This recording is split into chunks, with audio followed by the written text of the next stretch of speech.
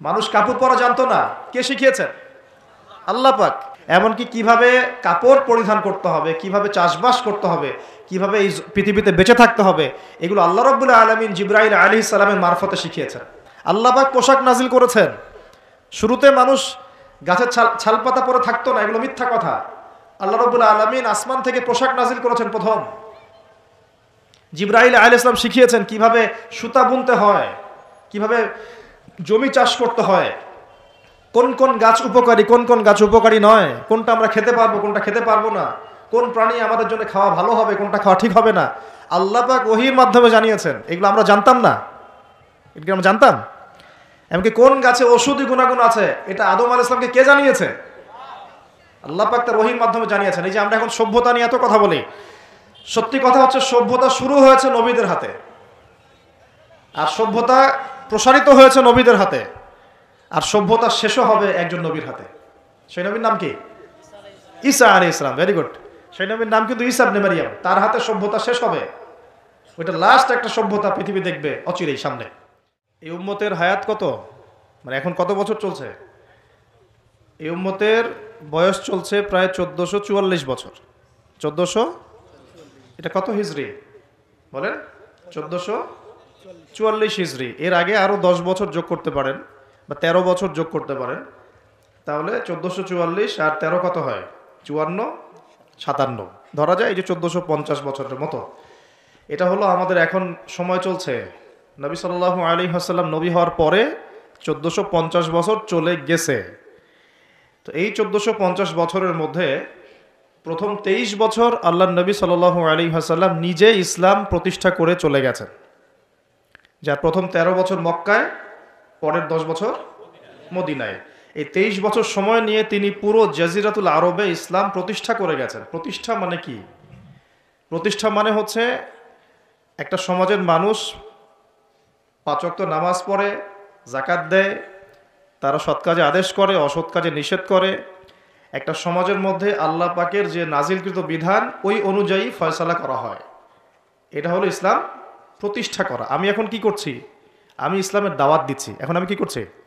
দাওয়াত দিচ্ছি। মনে করেন যে আল্লাহ না করুক এখানে কেউ কাউকে ধর্ষণ করলো, নাউজুবিল্লাহ, বা কেউ মদপান করলো, বা কেউ মুরতাদ হয়ে গেল। মুরতাদ বুঝেন কি? ইসলাম ত্যাগ করে চলে যাওয়া। হ্যাঁ, এরকম বড় বড় হুদুদের মতো পাপ কেউ করলো, আমি তাকে কোনো শাস্তি দিতে পারবো না। পারবো না। আর কোনো কোনো ক্ষেত্রে আমাদের প্রশাসন এবং বিচার বিভাগও তাকে সেই শাস্তি দিতে পারবে না যা কোরআনে আছে, হাদিসে আছে। আমি খুব নম্রভাবে, সরলভাবে সত্য কথাগুলো বলার চেষ্টা করছি। কোরআনে একজন ব্যক্তি যদি ব্যভিচার করে, ব্যভিচার বুঝি, যেটা এখনকার ফ্যাশন হয়ে গেছে, ঠিক আছে না? 100 বেত্রাঘাত। কত বেত্রাঘাত? যদি অবিবাহিত হয়, যদি অবিবাহিত হয়। আর অবিবাহিতদের এই পরিসংখ্যান কত আল্লাহ ভালো জানেন। তা আমরা দোয়া করি আল্লাহ পাকে সমস্ত পথভ্রষ্ট দিনী ভাই বোনকে আল্লাহর পথে ফিরে আসার তৌফিক দান করুন। সূরা নূরের উপর আমল করার তৌফিক দান করুন। আল্লাহ পাক আমাকেও যেন তৌফিক দেন, আপনাদের সবাইকে তৌফিক দেন। আর যদি সেই ব্যক্তি বিবাহিত হয়, বিবাহিত হলে পাথর নিক্ষেপ করে রজম, অর্ধেক কোমর পর্যন্ত মাটিতে পুঁতে ফেলা, তারপরে পাথর নিক্ষেপ করে রজম করা। আমি এটার ওয়াজ আপনাকে করতে পারবো, এখন দাওয়াত দিতে পারবো যে দেখুন, জেনা থেকে দূরে থাকুন, বা আমরা সবাই জেনা থেকে দূরে থাকি। যদি বিবাহিত হয়ে এই কাজ কেউ করেন তাহলে এই শাস্তি হবে, যদি অবিবাহিত হয়ে কেউ করেন তাহলে এই শাস্তি হবে। কিন্তু আমি আপনাকে শাস্তি দিতে পারবো না। পারবো? এই এখতিয়ার, এই ক্ষমতা, এই অথরিটি আমার কাছে নাই।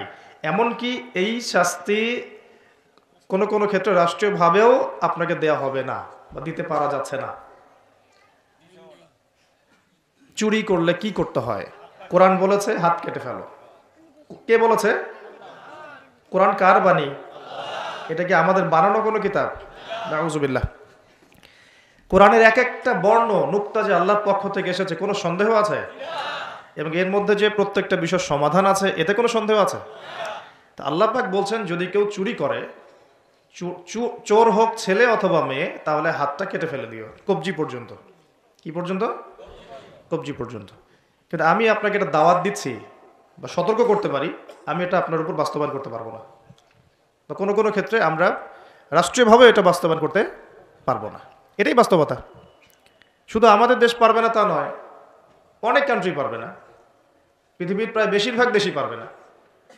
যেখানেই এগুলো বাস্তবায়ন করার চেষ্টা করা হবে বা কেউ করবে, তাদেরকে পশ্চিমারা কালো তালিকাভুক্ত করে ফেলবে। আমি বোঝাতে চাচ্ছি যে আল্লাহ পাকের জমিনে তার দিন কায়েম করে দিয়ে গিয়েছিলেন নবী মুহাম্মদ সাল্লাল্লাহু আলাইহি ওয়াসাল্লাম। কত বছরে? 23 বছর। তখন কি চোরের হাত কাটা হতো? হতো না? তখন কি রজমের শাস্তি দেয়া হতো? তখন কি কেউ মদ পান করলে বেত্রাঘাতের শাস্তি ছিল? আচ্ছা, তখন কি কেউ মুরতাদ হয়ে গেলে মৃত্যুদণ্ডের শাস্তি ছিল? তখন কেউ যদি ধর্ষণ করত তাকে কি কতলের শাস্তি ছিল? হত্যার বদলে হত্যার শাস্তি ছিল? হাতের বদলে হাত, চোখের বদলে চোখ, কানের বদলে কান, দাঁতের বদলে দাঁত, এই শাস্তি ছিল? মানে নবী সাল্লাল্লাহু আলাইহি ওয়াসাল্লাম যেভাবে ইসলাম প্রতিষ্ঠা করে দিয়ে গিয়েছিলেন, তাতে ইসলামটা 100% আল্লাহর জমিনে প্রতিষ্ঠিত ছিল। এবং ওই বেস বা ওই ফাউন্ডেশনের উপর দাঁড়িয়ে আরও 2.5 বছর এই বিশ্ব শাসন করেছেন আবু বকর সিদ্দিক রাদিয়াল্লাহু আনহু, যিনি ইসলামের প্রথম খলিফা। ইসলামের প্রথম খলিফা। খলিফা শব্দটা আমরা কি পরিচিত? খলিফা মানে কি? আচ্ছা, এখানে একটু বুঝেন। আল্লাহ রাব্বুল আলামিন কোরআনে 2 জায়গায় খলিফার কথা বলেছেন। কয় জায়গায়? ভাই আমি স্টাডি করেই বলছি। কয় জায়গায়? 2 জায়গায়। এক হচ্ছে সূরা বাকারায়, একটা কোথায়? প্রথম দিকে আছে। আরেকটা হচ্ছে সূরা সদে। কোন সূরায়? সদ। সূরা বাকারায় আল্লাহ পাক খলিফা বলেছেন আদম আলাইহিস সালামকে। কাকে? আর সূরা সদে আল্লাহ পাক খলিফা বলেছেন দাউদ আলাইহিস সালামকে। কাকে? আচ্ছা, এবার একটু খলিফা কি এটা বুঝি, তারপরে সামনে যাই। আল্লাহ পাক বলছেন বিসমিল্লাহির রহমানির রহিম, ওয়া ইয ক্বালা রাব্বুকা লিল মালায়েকা ইন্নী জাইলুন ফিল আরদি খলিফা। পড়েছেন তো সবাই? সমস্যা হচ্ছে আমরা সবাই কোরআন তো পড়ি কিন্তু হয়তো বুঝি না, বা এর উপযুক্ত ব্যাখ্যা আমাদের সামনে হয়তো পেশ করা হয় না, কারণ আমরা তো বেশিরভাগ সময় একে অপরের গোশত খাওয়া নিয়ে ব্যস্ত আছি আর কি, তাই না? এবং এটাকে আমরা কি বলবো, যে ভালো কাজ মনে করি, হকের পথ মনে করি। বস্তুত এটাই শেষ জামানা, যখন সাদাকে কালো মনে হবে, কালোকে সাদা মনে হবে, হককে বাতিল মনে হবে, বাতিলকে হক মনে হবে, যেটা ন্যায় ওটাকে অন্যায় মনে হবে, যেটা অন্যায় সেটাকেই ন্যায় মনে হবে। নবী সাল্লাল্লাহু আলাইহি ওয়াসাল্লাম বলে গিয়েছেন আনতারি জালামাতু রাব্বাতুহা, শেষ জামানায় দাসী তার মনিবকে জন্ম দিবে। দাসী তার মনিবকে জন্ম দিবে, কখনো দাসী তার মনিবকে জন্ম দেয় না। মানে ন্যায় অন্যায়, হক বাতিল, সত্য মিথ্যা, এগুলোর মানদণ্ড উল্টে যাবে। ন্যায় হবে অন্যায়, অন্যায় হবে ন্যায়, হক হবে বাতিল, বাতিল হবে হক। যেটা সত্য সেটাই মিথ্যা মনে হবে, যেটা মিথ্যা সেটাই সত্য মনে হবে, যেটা অন্ধকার সেটাকে আলো মনে হবে, যেটা আলো সেটাকে অন্ধকার মনে হবে। আনতালিদা লামাতু রাব্বাতুহা, হালালকে মানুষ হারাম করবে, হারামকে হালাল করবে। আমার কথা বুঝতে পারছেন কি না বেশি গভীর হয়ে যাচ্ছে? আমি সহজ করার চেষ্টা করছি। এখন আসেন আল্লাহ পাক বলছেন ওয়া ইয ক্বালা রাব্বুকা লিল মালায়েকা, হে নবী মুহাম্মদ বলেন সাল্লাল্লাহু আলাইহি ওয়াসাল্লাম, স্মরণ করেন সেই সময়ের কথা। আল্লাহ নবীকে বলা হচ্ছে স্মরণ করেন সেই সময়ের কথা, মানে মহাবিশ্বের লক্ষ লক্ষ বছর আগে, হয়তো কোটি কোটি বছর আগে। ওয়া ইয ক্বালা রাব্বুকা লিল মালায়েকা, আপনার রব এই ফেরেশতাদেরকে বলেছিলেন। কাদেরকে বলেছিলেন? কি বলেছিলেন? ইন্নী জাইলুন ফিল আরদি খলিফা, আমি এই আরদে মানে পৃথিবীতে আমার খলিফা পাঠাতে চাই। সুবহানাল্লাহ। পৃথিবীতে কেউ ছিল না এর আগে, জিন জাতি ছিল। জিন জাতি, কোন জাতি? জিন জাতি বলে একটা জাতি আছে, বিশ্বাস করেন তো নাকি? আচ্ছা, এখন এই জিন জাতি যখন ফাসাদ সৃষ্টি করে, আল্লাহ পাক ওদেরকে সরিয়ে দেন, দিয়ে আল্লাহ পাক নতুন করে কোনো সৃষ্টি পাঠানোর ইরাদা করেন। তখন ফেরেশতাদেরকে বলেন যে আমি পৃথিবীতে আমার খলিফা পাঠাতে চাই। কি পাঠাতে চাই? শব্দটা আবার বলেন। খলিফা। আচ্ছা, এবার আসেন তো ফেরেশতারা বলেন আতাজআলু ফিহা, আপনি কি এমন কাউকে সেখানে পাঠাতে চাচ্ছেন মা ইউফসিদু ফিহা, যে পৃথিবীতে গিয়ে ফাসাদ সৃষ্টি করবে, দাঙ্গা হাঙ্গামা ফাসাদ সৃষ্টি করবে, ওয়া ইয়াসফিকু দিমা, এবং একে অপরের রক্ত ঝরাবে, রক্তপাত ঘটাবে। ওয়া নাহনু নুসাব্বিহু বিহামদিকা ওয়া নুকদ্দিসু লাক, অথচ আমরাই তো আপনার প্রশংসা করি, তাসবিহ পাঠ করি, কি প্রয়োজন? আপনি কি এমন কাউকে পাঠাতে চাচ্ছেন যে পৃথিবীতে গিয়ে 2টা কাজ করবে? ফেরেশতারা বলেছেন কয়টা কাজ করবে? এক, বলেন, ফিতনা ফাসাদ সৃষ্টি করবে, 2 একে অপরের রক্তপাত ঘটাবে। পুরো বিশ্বের দিকে তাকায় দেখবেন এবার, এই মানব জাতি এই 2টা কাজ করতেছে, হয় ফিতনা ফাসাদ সৃষ্টি করতেছে অথবা রক্তপাত ঘটাচ্ছে। এখানে ভাই ভাইয়ের রক্ত ঝরাচ্ছে, প্রতিবেশী প্রতিবেশীর, কোনো সময় সামাজিক এক দল আরেক দলের, কোনো সময় এক রাজনৈতিক দল আরেক রাজনৈতিক দলের, কোনো সময় এক বিশ্বের একটা দেশ আরেকটা দেশের। পুরো বিশ্বে ছোট থেকে বড় যে স্তরে আপনি উঠবেন দেখবেন রক্তপাত রক্তপাত রক্তপাত। নবীজি বলে গিয়েছিলেন শেষ জামানায় এই রক্তপাতটা প্রচুর বাড়বে, এত বাড়বে যে হত্যাকারী জানবে না কেন তাকে মারলাম, আর নিহত ব্যক্তিও বুঝবে না কেন আমি মরলাম। সুবহানাল্লাহ, চিন্তা করতে পারেন? গাজার বাচ্চারা জানে না যে কেন তাকে মারা হলো, আর যারা মারছে ওরাও জানে না কি কারণে মারছে, কি অপরাধ ওদের। ইয়েমেনের বাচ্চারা জানে না কেন বোমটা এসে পড়লো, আর যে ফেললো সেও জানে না কি জন্য ফেললাম। আপনারা রাস্তায় গন্ডগোল করতে যান অনেক সময়, যে বের হয় সেও জানে না কেন কিসের উদ্দেশ্যে লড়ছি, আর যে মারে সেও জানে না কি জন্য ভাইকে মারলাম। এটা শেষ জামানা। হত্যাকারী ব্যক্তি জানবে না যে কেন আমি হত্যা করছি, মাকতুল জানবে না যে কেন আমি মরলাম। শেষ জামানা হারাজ বাড়বে, হারাজ হারাজ হারাজ। নবীজি বলছেন হারাজ বাড়বে, সাহাবীরা বলছেন হারাজ কি ইয়া রাসূলুল্লাহ? নবীজি বলছেন যে মানে অস্বাভাবিক হারে হত্যাকাণ্ড বাড়তে থাকবে। আমি পরিসংখ্যান দিয়ে দিই আপনাকে 2টা। শুধু প্রথম বিশ্বযুদ্ধেই এই 4-5 বছরের মধ্যে প্রায় 1.5 থেকে 2 কোটি মানুষ মারা গেছে। কত কোটি? আর আরো বেশি, অনেকে বলেন 2.5 কোটি 3 কোটি, আমি একটা মিনিমাম রেঞ্জ বললাম। আর দ্বিতীয় বিশ্বযুদ্ধে মারা গেছে প্রায় 6 থেকে 7 কোটি। 6 থেকে 7 কোটি। শুধু আমেরিকার একটা পারমাণবিক বোমা যেটা জাপানে পড়েছে হিরোশিমায়, ওতেই লক্ষ লক্ষ লোক মারা গেছে। এখন পর্যন্ত ওদের যে বংশ পরম্পরা, ওই যে পারমাণবিক বোমার যে প্রভাব, এটা এখন পর্যন্ত আছে। আর নাগাসাকিতে যেটা পড়েছে দ্বিতীয় বোমা, ওটার নাম ছিল ফ্যাটম্যান, আর প্রথমটার নাম ছিল লিটল বয়। এগুলো অনেক আগের বোম। আর এখনকার পারমাণবিক বোমগুলো কত শক্তিশালী এটা বলার অপেক্ষা রাখে না, একটা পুরো দেশকে এক মুহূর্তে উড়াই দিতে পারে। বাংলাদেশের মতো একটা ছোট্ট দেশ, এরকম ছোট্ট একটা দেশকে একটা বোমা দিয়ে উড়িয়ে দেওয়া সম্ভব। ইংল্যান্ডের মতো একটা দেশকে একটা রাশিয়ান হাইপারসনিক ক্ষেপণাস্ত্র দিয়ে উড়িয়ে দেওয়া সম্ভব। আর এখনকার সমরবিদ্যা নিয়ে যারা ঘাটাঘাটি করেন, তারা এটা আশঙ্কা করছেন যে প্রথম বিশ্বযুদ্ধের মতো, দ্বিতীয় বিশ্বযুদ্ধের মতো আরও একটা তৃতীয় বিশ্বযুদ্ধ হয়তোবা বিশ্ববাসী দেখতে যাচ্ছে। হয়তোবা, আল্লাহ ভালো জানেন, আমরা তো গ্যারান্টি দিয়ে বলতে পারবো না, কিন্তু পরিস্থিতি ওইরকমই মনে হচ্ছে। তবে এতটুকু জেনে রাখেন, হাদিসের মধ্যে মালহামা নামে একটা শব্দ আছে। কি শব্দ? নবীজি বলেছেন ইউফ্রেটিস নদী মানে ফোরাত নদী। ইউফ্রেটিস কোন নদী? এই ফোরাত নদী অচিরেই তার ভূগর্ভস্থ সোনার পাহাড় বের করে দিবে। ফোরাত নদী অচিরেই তার সোনার পাহাড় বের করে দিবে, এবং ওই সোনাকে নিয়ে মারামারি করতে আসবে যে মানুষগুলো, তাদের মধ্যে প্রত্যেক 100 জনের মধ্যে 99 জন মানুষ মারা যাবে। আর ওই একজন ব্যক্তি যে বেঁচে থাকবে, সে ধারণা করবে আমি সেই ব্যক্তি যে সোনাটা পাবো। আর মুসলিমদেরকে নবীজি বলছেন, তোমরা যদি ওই সময় ওই জায়গায় থাকো, কোনো মুসলমান যদি সেটা দেখে, তোমরা সেই সোনায় হাতও দিবে না।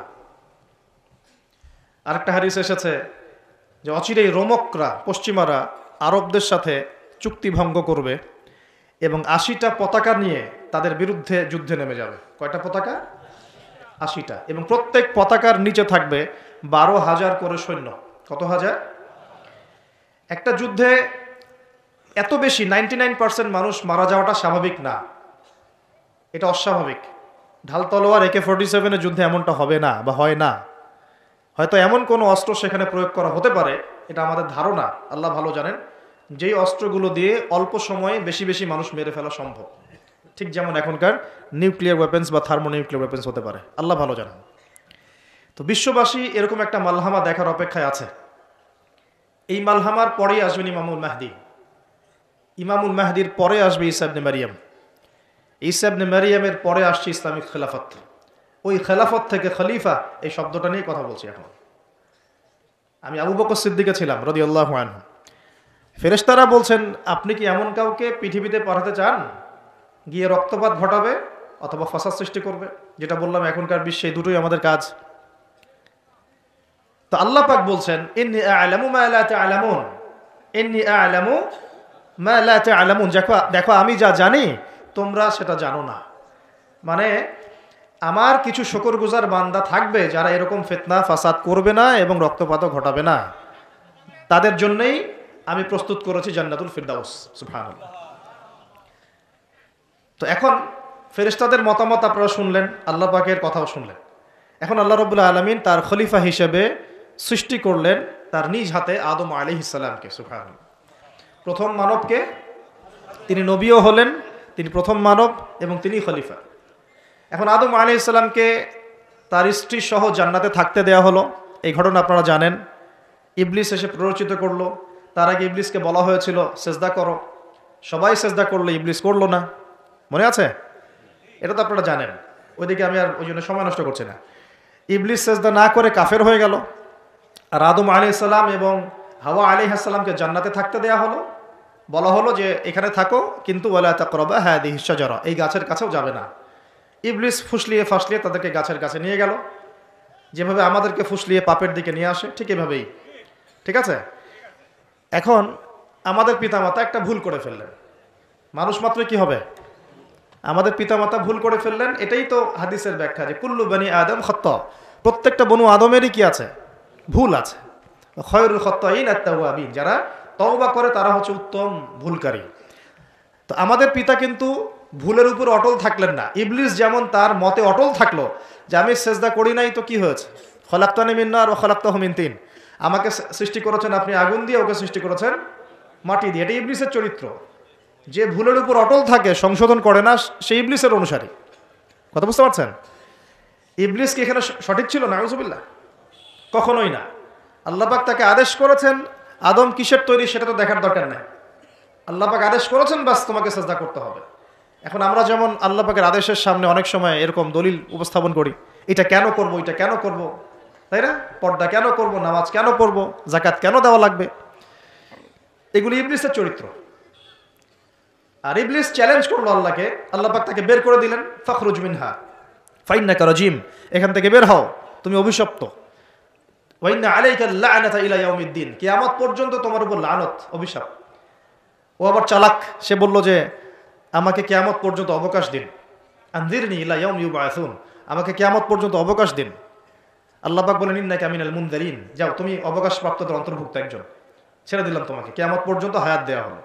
এবার সে বলছে ফাবিমা আগওয়াইতানি, হে আল্লাহ, যে আদমের জন্য আপনি আমাকে বের করে দিলেন, আমি চ্যালেঞ্জ করছি। এবার ইবলিসের চ্যালেঞ্জটাও মাথায় লিখে রাখেন, মাথায় লিখে রাখেন।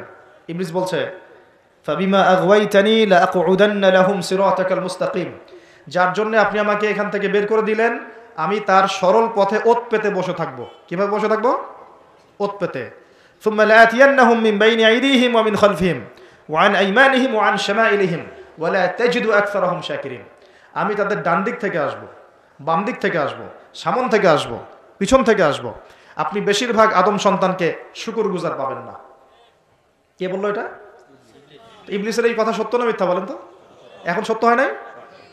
কিভাবে সত্য সেটা আরেকটা হাদিস থেকে দেখেন দলিল। আমি আর গভীরে ঢুকে যাচ্ছি।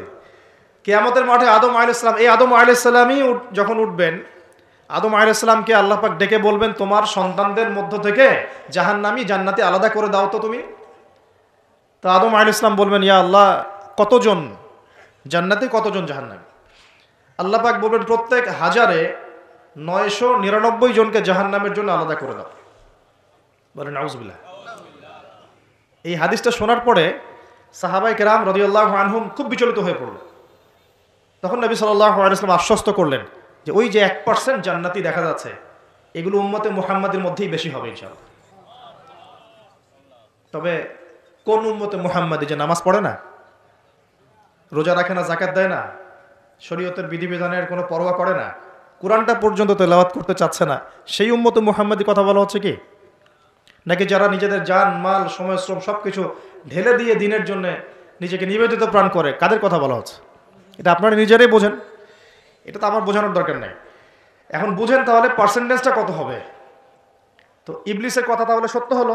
ইবলিস কি বললো? ওয়ালা তাজিদু আকসারাহুম শাকিরিন, বেশিরভাগকে আপনি শুকরগুজার পাবেন না।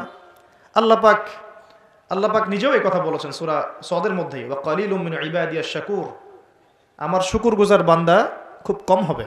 অন্য একটা জায়গাতেও আছে।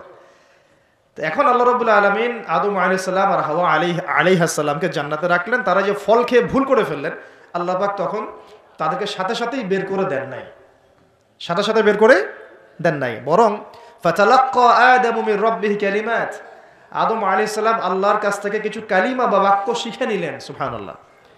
ফাতাবা আলাইহি, ওই কালিমা ওই বাক্য দিয়ে আল্লাহ আদম আলাইহিস সালাম তওবা করলেন। ওই কালিমা ওই বাক্য দিয়ে আল্লাহ পাক আদম আলাইহিস সালাম কি করলেন? আবার বলছি, একটু পিছনে যান। ওই কালিমা ওই বাক্য দিয়ে আদম আলাইহিস সালাম কি করলেন? তওবা করলেন।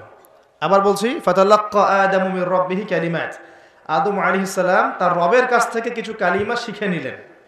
ফাতাবা আলাইহি, ওই কালিমা দিয়ে আল্লাহ রাব্বুল আলামিনের কাছে তিনি তওবা করলেন। ইন্নাহু হুয়াত তাওয়াবুর রহিম, এবং আল্লাহ পাক তওবা কবুল করে তাকে মাফ করে দিলেন। ওই বাক্যটা কি ছিল সেটা একটু শুনি। ওই বাক্যটা ছিল রব্বানা, আমার সাথে বলেন, রব্বানা যালামনা আনফুসানা ওয়া ইল্লাম তাগফির লানা ওয়া তারহামনা লানাকুনান্না মিনাল খাসিরিন। মানে অর্থ হচ্ছে, হে আমাদের রব, রব্বানা যালামনা আনফুসানা, আমরা নিজেদের নফসের উপর জুলুম করেছি, ওয়া ইল্লাম তাগফির লানা, আপনি যদি আমাদেরকে মাফ না করেন, ওয়া তারহামনা, আমাদের উপর রহম না করেন, লানাকুনান্না মিনাল খাসিরিন, আমরা অবশ্যই ক্ষতিগ্রস্তদের অন্তর্ভুক্ত হয়ে যাব। এই কালিমা শিখলেন কে? আদম আলাইহিস সালাম তার রবের কাছ থেকে। এই কালিমা, এই দোয়া দিয়ে তিনি তওবা করলেন, আল্লাহ রাব্বুল আলামিন তাকে মাফ করে দিলেন। তবে তিনি বলে দিলেন আর জান্নাতে থাকা হচ্ছে না। কুল নাহবিতু মিনহা জামিআ, আল্লাহ বলেন তোমরা এখন সবাই পৃথিবীতে নেমে যাও। ফাইম্মা ইয়াতিয়ান্নাকুম মিন্নি হুদান, নেমে যাও পৃথিবীতে, কিন্তু জেনে রেখো পৃথিবীতে আমার পক্ষ থেকে তোমাদের কাছে হেদায়েত যাবে। কি যাবে? হেদায়েত মানে আসমানি কিতাব, নবী রাসূল, আসমানি কিতাব, নবী রাসূল, এগুলো আসবে তোমাদের কাছে। ফামান কুল নাহবিতু মিনহা জামিআ ফাইম্মা ইয়াতিয়ান্নাকুম মিন্নি হুদান ফামান তাবিআ হুদায়া, যে আমার এই হেদায়েতের অনুসরণ করবে, ফালা খাউফুন আলাইহিম ওয়ালা হুম ইয়াহজানুন, তাদের কোনো ভয় নাই, কোনো দুশ্চিন্তা নাই। যেই জান্নাত থেকে গিয়েছো ওই জান্নাতে ফিরে আসবে ইনশাআল্লাহ। এটা একটা কথা। আর ওয়াল্লাযীনা কাফারু ওয়া কাযযাবু বিআয়াতিনা, কিন্তু যারাই আমার ওই হেদায়েতকে মিথ্যা প্রতিপন্ন করবে, অস্বীকার করবে, কুফরি করবে, ঠিক আছে, উলাইকা আসহাবুন নার, এরা হবে জাহান্নামের অধিবাসী, হুম ফিহা খালিদুন, এখানে তারা চিরস্থায়ী হবে। আল্লাহ পাকের বক্তব্য একদম সহজ সরল পরিষ্কার না? দুনিয়াতে যাচ্ছ যাও, এটা চিরস্থায়ী নয়। এই সময়টুকুর মধ্যেই আমার পক্ষ থেকে কি আসবে বলেন? হেদায়েত আসবে, মানে যুগে যুগে নবী রাসূল আসবেন, আসমানি কিতাব আসবে। ফামান তাবিআ হুদায়া, তোমাদের মধ্যে যারা এই নবী রাসূলদেরকে মানবে, আসমানি কিতাব সমূহকে মানবে, তাদের কোনো টেনশন নাই, কোনো ভয় নাই, আবার জান্নাতে ফিরে আসবে ইনশাআল্লাহ। আর যারা নবী রাসূলকে মানবে না, আসমানি কিতাবের পরোয়া করবে না, নিজের প্রবৃত্তির দাসত্ব করবে, উলাইকা আসহাবুন নার, তারা জাহান্নামে যাবে, সেখানে চিরস্থায়ী হবে। হিসাব কি সহজ না কঠিন? একদম সহজ কথা আল্লাহ পাকের। এবার এই যে সিলসিলা শুরু, আদম আলাইহিস সালামকে আল্লাহ পাক কি বলেছেন? কি শব্দটা বলেছিলাম? খলিফা। এবার আদম আলাইহিস সালাম পৃথিবীতে এসে কি আবারও নতুন করে কোনো ভুল করেছিলেন? বলেন তো দেখি। উত্তর না, করেন নাই। মানে কান্নাকাটি করতে করতেই বছরের পর বছর চলে গেছে, শুধু কাঁদতে কাঁদতেই বছরের পর বছর চলে গেছে। পরবর্তী ভুল যেটা আমরা দেখি সেটা হলো হাবিল আর কাবিলের ভুল। কাবিল তার ভাই হাবিলকে হত্যা করেছে, তাই না? হিংসার বশবর্তী হয়ে। ওই যে এখনো দেখবেন আমাদের সমাজে যে ভাইয়ে ভাইয়ে মারামারি, এটা সেই হাবিল কাবিলের সুন্নত। এখানে আমরা কাবিল হব না, হলে হাবিল হব।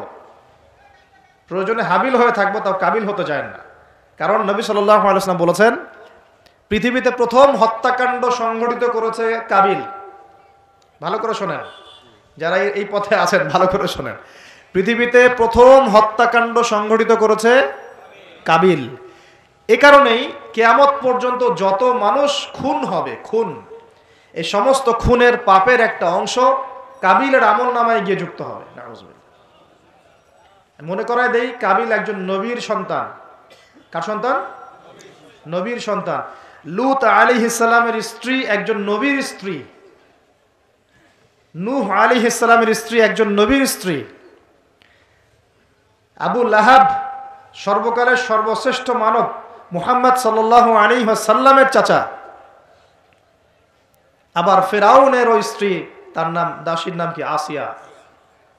তাহলে আপনার, আমাদের বংশ, আমাদের রং, আমাদের জাতীয়তা, আমাদের অর্থ সম্পদ, আমাদের টাকা পয়সা, আমাদের স্ট্যাটাস, আমাদের ভাষা, আমাদের এই গোত্রীয় বিভাজন, এগুলো আমাদেরকে আল্লাহ পাকের আযাব থেকে বাঁচাতে পারবে না, যদি না আমরা আল্লাহ পাকের হুকুম আহকাম মেনে চলি। একজন নবীর ছেলে কোথায় যাচ্ছে? একজন নবীর স্ত্রী কোথায় যাচ্ছে? লূত আলাইহিস সালামের স্ত্রী কোথায় যাচ্ছে? আবু জাহেল কি আল্লাহ নবী সাল্লাল্লাহু আলাইহি ওয়াসাল্লামের চাচা ছিল না? আবু লাহাব কি চাচা ছিল না? তাহলে কিসের অহংকার, কিসের অহংকার, কিসের ফুটানি, কিসের গর্ব? শুধু তাকওয়াই পারবে আমাদেরকে সেভ করতে, আর কিচ্ছু না। অনেক গভীর হয়ে যাবে, বের হয়ে আসেন। আদম আলাইহিস সালাম তার জীবদ্দশায় আল্লাহ পাকের জমিনে যতদিন থেকেছেন, তিনি কি আল্লাহর বিধান মেনেছেন না শয়তানের বিধান মেনেছেন? তার উপরে আল্লাহ পাক কিছু নাজিল করেন নাই? সহিফা নাজিল করেছেন, অবশ্যই করেছেন না? এমনকি কিভাবে কাপড় পরিধান করতে হবে, কিভাবে চাষবাস করতে হবে, কিভাবে এই পৃথিবীতে বেঁচে থাকতে হবে, এগুলো আল্লাহ রাব্বুল আলামিন জিবরাইল আলাইহিস সালামের মারফতে শিখিয়েছেন। মানুষ কাপড় পরা জানতো না, কে শিখিয়েছেন? আল্লাহ পাক। আল্লাহ পাক পোশাক নাজিল করেছেন। শুরুতে মানুষ গাছের ছালপাতা পরে থাকতো না, এগুলো মিথ্যা কথা। আল্লাহ রাব্বুল আলামিন আসমান থেকে পোশাক নাজিল করেছেন প্রথম। জিবরাইল আলাইহিস সালাম শিখিয়েছেন কিভাবে সুতা বুনতে হয়, কিভাবে জমি চাষ করতে হয়, কোন কোন গাছ উপকারী, কোন কোন গাছ উপকারী নয়, কোনটা আমরা খেতে পারবো, কোনটা খেতে পারবো না, কোন প্রাণী আমাদের জন্য খাওয়া ভালো হবে, কোনটা খাওয়া ঠিক হবে না, আল্লাহ পাক ওহীর মাধ্যমে জানিয়েছেন। এগুলো আমরা জানতাম না, এগুলো আমরা জানতাম। এমনকি কোন গাছে ঔষধি গুণাগুণ আছে, এটা আদম আলাইহিস সালামকে কে জানিয়েছে? আল্লাহ পাক তার ওহীর মাধ্যমে জানিয়েছেন। এই যে আমরা এখন সভ্যতা নিয়ে এত কথা বলি, সত্যি কথা হচ্ছে সভ্যতা শুরু হয়েছে নবীদের হাতে, আর সভ্যতা প্রসারিত হয়েছে নবীদের হাতে, আর সভ্যতা শেষও হবে একজন নবীর হাতে। সেই নবীর নাম কি? ঈসা আলাইহিস সালাম। Very good. সেই নবীর নাম কিন্তু ঈসা ইবনে মারইয়াম। তার হাতে সভ্যতা শেষ হবে।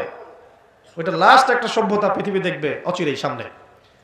এখন আসেন, আদম আলাইহিস সালাম ছিলেন আল্লাহ পাকের খলিফা, এবং তিনি পৃথিবীতে তার আল্লাহ পাকের বিধান দিয়ে নিজে চলেছেন, পরিবারকে চালিয়েছেন, ওই সময় সমাজকে চালিয়েছেন, এবং ওই সময় পৃথিবীটাকে তিনি আল্লাহ পাকের বিধান দিয়ে পরিচালিত করেছেন, অন্য কারো বিধান দিয়ে নয়, মন গড়া বিধান দিয়ে তো মোটেই নয়, এবং নিজের রচনাকৃত বিধান দিয়ে তো মোটেই নয়, নিজের প্রবৃত্তিগত অনুসরণ দিয়ে মোটেই নয়, বরং আল্লাহ পাকের পক্ষ থেকে যা এসেছে সেইটা তিনি ফলো করেছেন।